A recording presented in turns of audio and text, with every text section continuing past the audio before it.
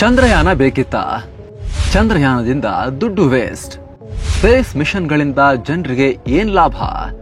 ಸ್ನೇಹಿತರೆ, ಇವೆಲ್ಲ 2019ರಲ್ಲಿ ಚಂದ್ರಯಾನ್ 2 ಫೇಲ್ ಆದಾಗ ಕೆಲ ಅತಿ ಬುದ್ಧಿವಂತರು ಆಡಿದ ಮಾತುಗಳು. ಭಾರತದಲ್ಲಿ ಕೋಟ್ಯಂತರ ಬಡವರಿರುವಾಗ ಸರ್ಕಾರ ಸಾವಿರಾರು ಕೋಟಿ ಸುರಿದು, ಇಲ್ಲಿ ಈ ಪರ್ಟಿಕ್ಯುಲರ್ ಮಿಷನ್ ಅಲ್ಲಿ 978 ಕೋಟಿ ರೂಪಾಯಿ ಅಷ್ಟು ಸುರಿದು ಸ್ಪೇಸ್ ಮಿಷನ್ ನಡೆಸ್ತಿರೋದು ಯಾಕೆ ಅಂತ ಪ್ರಶ್ನೆ ಮಾಡಿದ್ರು. ಆದ್ರೀಗ ಅವರೆಲ್ಲ ಭೂಗತ ಆಗುವಂತಹ ಸ್ಫೋಟಕ ವರದಿ ಬಂದಿದೆ. ಇಸ್ರೋ ಚಂದ್ರಯಾನ್ 3ನಲ್ಲಿ ಬಳಸಿದ ಟೆಕ್ನಾಲಜಿಯನ್ನ ಮನುಷ್ಯರ ಡೈಲಿ ಲೈಫ್ಗೆ ತರಲಾಗ್ತಾ ಇದೆ. ಸ್ಪೇಸ್ ಟೆಕ್ನಾಲಜಿಯನ್ನ ಕಾರ್ನಲ್ಲಿ ಬಳಸೋಕೆ ಮುಂದಾಗಿದ್ದಾರೆ. ಚಂದ್ರನ ತಲುಪೋಕೆ ಬಳಸಿದ ಸುಮಾರು 166 ಟೆಕ್ಗಳನ್ನ ಬೇರೆ ಬೇರೆ ಇಂಡಸ್ಟ್ರಿಗೆ ಧಾರೆ ಏರಿತಾ ಇದ್ದಾರೆ. ಹಾಗಿದ್ರೆ ಅದು ಯಾವುದು? ಚಂದ್ರಯಾನದ ಯಾವ್ಯಾವ ಟೆಕ್ನಾಲಜಿ ಎಲ್ಲೆಲ್ಲಿ ಹೇಗೆ ಬಳಕೆಯಾಗುತ್ತೆ? ಕಾರ್ನಲ್ಲಿ ಯಾವ ರೀತಿ ಬಳಸ್ತಾರೆ? ಇಸ್ರೋ ಯಾಕೆ ಇದನ್ನ ಈ ರೀತಿ ಎಲ್ಲರಿಗೂ ಕೊಡ್ತಾ ಇದೆ ಈ ಟೆಕ್ನಾಲಜಿಯನ್ನ? ಬನ್ನಿ ಈ ವರದಿಯಲ್ಲಿ ಅರ್ಥ ಮಾಡ್ಕೊಳ್ತಾ ಹೋಗೋಣ. ಬಾಹ್ಯಾಕಾಶದಿಂದ ಬೀದಿಗೆ, ಸಾಮಾನ್ಯರ ಬದುಕಲ್ಲೂ ಇಸ್ರೋ ಚಂದ್ರ ಚಾಪು. ಸ್ನೇಹಿತರೆ, ಚಂದ್ರಯಾನ್ 3 ಕೋಟಿ ಕೋಟಿ ಭಾರತೀಯರಿಗೆ ಅತೀವ ಖುಷಿ ಹಾಗೂ ಹೆಮ್ಮೆ ತಂದಂತಹ ಬಾಹ್ಯಾಕಾಶ ಯೋಜನೆ. ಭಾರತದ ಕೀರ್ತಿ ಪತಾಕೆಯನ್ನ ಜಗತ್ತಿನಾದ್ಯಂತ ಹಾರಿಸಿ ಇಡೀ ಪ್ರಪಂಚವೇ ಭಾರತದ ಕಡೆಗೆ ತಿರುಗಿ ನೋಡುವಂತೆ ಮಾಡಿತ್ತು. ಆದರೆ ಚಂದ್ರಯಾನದ ಮಹಿಮೆ ಇಷ್ಟಕ್ಕೆ ಸೀಮಿತವಾಗಿಲ್ಲ. ಸಾಮಾನ್ಯ ಜನರ ಬದುಕನ್ನ ಕೂಡ ಬೆಳಗುವ ಕೆಲಸವನ್ನ ಮಾಡ್ತಾ ಇದೆ.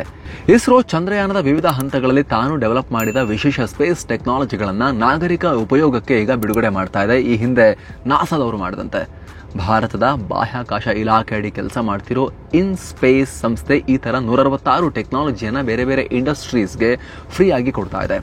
ಆಲ್ರೆಡಿ ಕೆಲ ಸೆನ್ಸಾರ್ಸ್ ಹಾಗೂ ಮೆಟೀರಿಯಲ್ಗಳನ್ನ ಸ್ಪೇಸ್ ಸ್ಟಾರ್ಟ್ಅಪ್ಗಳಿಗೆ ಕೊಟ್ಟಿತ್ತು. ಈಗ ಬಾಹ್ಯಾಕಾಶ ಹೊರತುಪಡಿಸಿ ಬೇರೆ ಇಂಡಸ್ಟ್ರಿಗಳಿಗೂ ಕೊಡೋಕೆ ಮುಂದಾಗಿದ್ದಾರೆ. ಈಗ ಆಲ್ರೆಡಿ ಸುಮಾರು 79 ಭಾರತದ ಖಾಸಗಿ ಕಂಪನಿಗಳಿಗೆ ಈ ಟೆಕ್ನಾಲಜಿಗಳನ್ನ ಕೊಡೋಕೆ ಒಪ್ಪಂದ ಮಾಡಿಕೊಂಡಿದ್ದಾರೆ. ಇದರಲ್ಲಿ ಆಟೋಮೊಬೈಲ್ನಿಂದ ಹಿಡಿದು ಕನ್ಸ್ಟ್ರಕ್ಷನ್ ವರೆಗೆ ಅನೇಕ ಕ್ಷೇತ್ರದ ಕಂಪನಿಗಳಿವೆ ಅಂತ ಹೇಳಲಾಗ್ತಿದೆ. ಆದರೆ ಅತಿ ದೊಡ್ಡ ಉಪಯೋಗ ಆಟೋಮೊಬೈಲ್ ಕ್ಷೇತ್ರಕ್ಕೆ ಆಗ್ತಾ ಇದೆ. ಹಾಗಿದ್ರೆ ಅದು ಹೇಗೆ ಅಂತ ನಮಗೆ ತಿಳ್ಕೋಬೇಕಲ್ಲ? ಬನ್ನಿ ನೋಡ್ತಾ ಹೋಗೋಣ. ಕಾರ್ ಗುದ್ದೋದು ನಿಲ್ಲಿಸ್ತಾನೆ ಚಂದ್ರ. ಸ್ನೇಹಿತರೆ, ಚಂದ್ರಯಾನ್ 3ನಲ್ಲಿ ನಿಮಗೆ ಗೊತ್ತಿರಬಹುದು, ವಿಕ್ರಮ್ ಲ್ಯಾಂಡರ್ ಚಂದ್ರನ ಮೇಲೆ ಇಳಿಯುವಂತಹ ಕಡೆಯ ಹಂತವನ್ನ ಇಡೀ ಮಿಷನ್ ನಲ್ಲೇ ಅತ್ಯಂತ ನಿರ್ಣಾಯಕ ಘಟ್ಟ ಅಂತ ಕರೆಯಲಾಗ್ತಾ ಇತ್ತು. ಚಂದ್ರಯಾನ್ 2ನಲ್ಲಿ ಇಲ್ಲೇ ನಾವು ಫೇಲ್ ಆಗಿದ್ವಿ ಮುಂಚೆ. ಹೀಗಾಗಿ ಇದನ್ನ 15 ಮಿನಿಟ್ಸ್ ಆಫ್ ಟೆರರ್ ಅಥವಾ ಭಯದ 15 ನಿಮಿಷಗಳು ಅಂತ ಕರಿತಾ ಇದ್ರು. ಈ ಹಂತದಲ್ಲಿ ವಿಕ್ರಮ್ನನ್ನ ಹೂವಿನಂತೆ ಚಂದ್ರನ ಮೇಲೆ ಸೇಫ್ ಆಗಿ ಇಳಿಸಿದ ಸಾಫ್ಟ್ವೇರ್ ಮತ್ತು ಆಲ್ಗೊರಿದಮ್ನ ಇಸ್ರೋ ಈಗ ಆಟೋಮೊಬೈಲ್ ಇಂಡಸ್ಟ್ರಿಗೆ ಕೊಡ್ತಾ ಇದೆ. ಕಾರ್ಗಳಲ್ಲಿ ಕೊಲಿಷನ್ ಅವಾಯ್ಡೆನ್ಸ್ ಸಿಸ್ಟಮ್ ಅಂದ್ರೆ ಬೇರೆ ಗಾಡಿಗಳಿಗೆ ಗುದ್ದದಂತೆ ಎಚ್ಚರಿಸೋ ವ್ಯವಸ್ಥೆಯನ್ನ ಡೆವಲಪ್ ಮಾಡೋಕೆ ಅದನ್ನ ಯೂಸ್ ಮಾಡಬಹುದು. ವಿಕ್ರಮ್ ಲ್ಯಾಂಡರ್ನಲ್ಲಿ ಲ್ಯಾಂಡ್ ಆಗೋಕೆ, ಸುರಕ್ಷಿತ ಜಾಗ ಹುಡುಕೋಕೆ ಟೆರೇನ್ ಮ್ಯಾಪಿಂಗ್ ಆಲ್ಗೊರಿದಮ್ ಮತ್ತು lander hazard detection and avoidance camera LHDAC ವ್ಯವಸ್ಥೆ ಬಳಸಲಾಗಿತ್ತು. ಈಗ ಅದೇ ವ್ಯವಸ್ಥೆಯನ್ನ ಎದುರಿಗಿರೋ ವಸ್ತುನ ಡಿಟೆಕ್ಟ್ ಮಾಡೋಕೆ ಬಳಸಬಹುದು. ಅದೇ ರೀತಿ ವಿಕ್ರಮ್ನಲ್ಲಿ ಎದುರಿಗೆ ಬರ್ತಾ ಇರೋ ವಸ್ತುವಿನ ಸ್ಪೀಡ್ ಲೆಕ್ಕ ಹಾಕೋಕೆ ಲೇಸರ್ ಡಾಪ್ಲರ್ ವೆಲಾಸಿಮೀಟರ್ ಮತ್ತು ಲೇಸರ್ ಆಲ್ಟಿಮೀಟರ್ ಅನ್ನೋ ವ್ಯವಸ್ಥೆಯನ್ನು ಬಳಸಲಾಗಿತ್ತು. ಕಾರ್ಗಳಲ್ಲೂ ಎದುರಿಗೆ ಬರೋ ವಾಹನಗಳು ಎಷ್ಟು ವೇಗದಲ್ಲಿ ಬರ್ತಿವೆ ಅನ್ನೋದನ್ನ ಅಂದಾಜು ಮಾಡೋಕೆ ಈ ವ್ಯವಸ್ಥೆಯನ್ನ ಈಗ ಯೂಸ್ ಮಾಡಬಹುದು. ಹಾಗೆ ಮಳೆ, ಮಂಜಿನಂತಹ ಲೋ ವಿಸಿಬಿಲಿಟಿ ಇದ್ದಾಗ ಕಾರ್ಗಳಲ್ಲಿ ಚಂದ್ರಯಾನದ ಡಾಪ್ಲರ್ ರೆಡಾರ್ಗಳನ್ನ ಯೂಸ್ ಮಾಡ್ಕೋಬಹುದು ಅಂತ ಹೇಳಲಾಗ್ತಿದೆ. ಸ್ನೇಹಿತರೆ, ನಿಮಗೆ ಇಲ್ಲಿ ಒಂದು ಪ್ರಶ್ನೆ ಬರ್ಬೋದು. ಕೊಲಿಷನ್ ಅವಾಯ್ಡೆನ್ಸ್ ಸಿಸ್ಟಮ್ ADASಗಳು ಲೆವೆಲ್ 1, ಲೆವೆಲ್ 2 ಆಲ್ರೆಡಿ ಕಾರ್ಗಳಲ್ಲಿ ಇದಾವಲ್ಲ, ಮತ್ತೆ ಇಸ್ರೋ ಏನು ಹೊಸದಾಗಿ ಈಗ ಕಾಂಟ್ರಿಬ್ಯೂಟ್ ಮಾಡ್ದಂಗಾಗತ್ತೆ ಅನ್ನೋ ಪ್ರಶ್ನೆಯನ್ನ ಸುಮಾರು ಜನ ಇಲ್ಲಿ ಕೇಳಬಹುದು. ಎಸ್ ಸ್ನೇಹಿತರೆ, ಈ ರೀತಿ ಅಡ್ವಾನ್ಸ್ ಟೆಕ್ನಾಲಜಿ ಆಲ್ರೆಡಿ ಜಗತ್ತಲ್ಲಿ ಇದೆ. ಇಂಟೆಲ್ ಬಳಿ ಮೊಬೈಲ್ ಐ ಅನ್ನೋ ಟೆಕ್ನಾಲಜಿ ಇದೆ. ಬಾಷ್ ಬಳಿ CIS ಇದೆ. ಇದನ್ನ ಜರ್ಮನಿಯ Mercedes, BMW, forks wagon group ಅವರು ಬಳಸ್ತಾ ಇದ್ದಾರೆ. ಆದರೆ ಇವುಗಳನ್ನ ಭಾರತೀಯ ಕಂಪನಿಗಳು ಬಳಸಬೇಕು ಅಂತ ಹೇಳಿದ್ರೆ ಆ ಕಂಪನಿಗಳಿಗೆ ಕೋಟ್ಯಂತರ ರೂಪಾಯಿ ಪೇಟೆಂಟ್ ಫೀಸ್ ಎಲ್ಲ ಪೇ ಮಾಡಬೇಕಾಗಿರುತ್ತೆ. ಯಾಕಂದ್ರೆ ಈ ಇಂಟೆಲ್, ಬಾಷ್ ಈ ಎಲ್ಲ ಅತ್ಯಾಧುನಿಕ ಟೆಕ್ನಾಲಜಿಗಳ ಪೇಟೆಂಟ್ ಅನ್ನ ಅವರು ಇಟ್ಕೊಂಡಿದ್ದಾರೆ.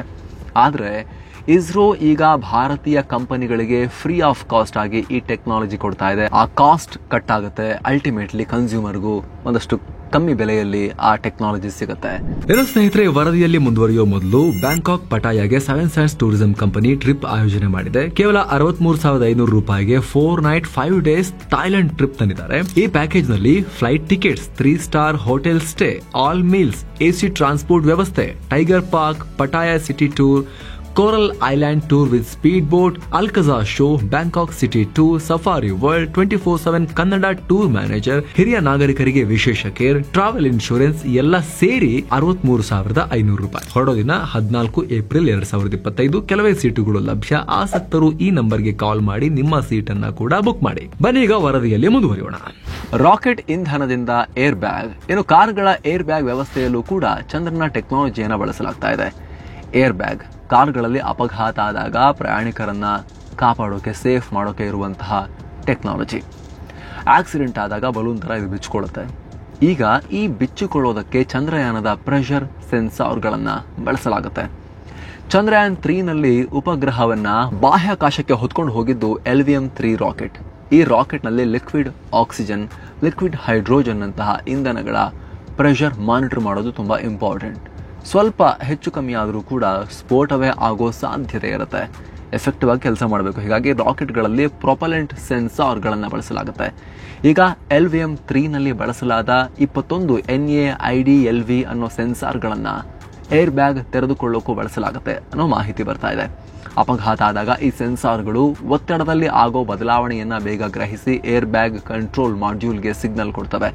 ಆ ಮೂಲಕ ಬೇಗ ಏರ್ ಬ್ಯಾಗ್ ತೆರೆದು ಪ್ರಯಾಣಿಕರಿಗೆ ಹೆಚ್ಚಿನ ಡ್ಯಾಮೇಜ್ ಆಗೋದನ್ನ ತಡಿತವೆ. ಪೇಂಟ್ ಕ್ಷೇತ್ರಕ್ಕೆ ಇಸ್ರೋ ಗಿಫ್ಟ್. ಪೇಂಟ್ ಮತ್ತು ಕನ್ಸ್ಟ್ರಕ್ಷನ್ ಕ್ಷೇತ್ರಕ್ಕೂ ಕೂಡ ಇಸ್ರೋ ಹಲವಾರು ಗಿಫ್ಟ್ಸ್ ಕೊಟ್ಟಿದೆ. ಇಸ್ರೋ ತನ್ನ ರಾಕೆಟ್ಗಳು, ಉಪಗ್ರಹಗಳು ತುಕ್ಕು ಹಿಡಿಬಾರದು ಅಂತ NRCM 204 ಅನ್ನೋ ಹೈಲಿ ಕೊರೋಷನ್ ರೆಸಿಸ್ಟೆಂಟ್ ಕೋಟಿಂಗ್ ನ ಡೆವಲಪ್ ಮಾಡಿತ್ತು. ಮಳೆ, ನೀರು ಬಿಡಿ, ಆಸಿಡ್ ಹಾಕಿದ್ರು ರಾಕೆಟ್ಗಳಿಗೆ ಏನೂ ಆಗಲ್ಲ ಅಂತಹ ಟೆಕ್ನಾಲಜಿ. ಈಗ ಈ ತುಕ್ಕು ನಿರೋಧಕ ಟೆಕ್ನಾಲಜಿಯನ್ನ ಇಸ್ರೋ ಪೇಂಟ್ ಇಂಡಸ್ಟ್ರಿಗೂ ಕೊಟ್ಟಿದೆ. ಅಲ್ಲದೆ ಕನ್ಸ್ಟ್ರಕ್ಷನ್ ಮತ್ತು ಆಟೋಮೊಬೈಲ್ ಕ್ಷೇತ್ರದಲ್ಲೂ ಕೂಡ ಇದನ್ನ ಬಳಸಬಹುದು ಅಂತ ಹೇಳಲಾಗ್ತಿದೆ. ಇನ್ನು ಅದೇ ರೀತಿ ರಾಕೆಟ್ ಉಡಾವಣೆ ಮಾಡೋ ಟೈಮ್ನಲ್ಲಿ ಸ್ಯಾಟಲೈಟ್ಗಳನ್ನ ವೈಬ್ರೇಷನ್ಸ್ ನಿಂದ ಕಾಪಾಡೋಕೆ ಇಸ್ರೋ ವೈಬ್ರೇಷನ್ ಮ್ಯಾನೇಜ್ಮೆಂಟ್ ಸಿಸ್ಟಮ್ಸ್ ನ ಡೆವಲಪ್ ಮಾಡಿತ್ತು. ಶಾಕ್ ವೇವ್ಸ್, ನಾಯ್ಸ್ ವೇವ್ಸ್, ಹೀಗೆ ಎಲ್ಲ ಕಂಪನಗಳಿಂದ ಸೂಕ್ಷ್ಮ ಎಕ್ವಿಪ್ಮೆಂಟ್ ಗಳನ್ನ ಕಾಪಾಡ್ತಾ ಇತ್ತು ಈ ಟೆಕ್ನಾಲಜಿ. ಇದನ್ನ ಈಗ ನಿರ್ಮಾಣ ಕ್ಷೇತ್ರದಲ್ಲಿ ಕಟ್ಟಡಗಳು ಭೂಕಂಪಗಳನ್ನ ತಡ್ಕೊಳ್ಳೋಕು ಕೂಡ ಬಳಸ್ಕೊಳ್ಬಹುದು ಅಂತ ಹೇಳ್ತಿದ್ದಾರೆ.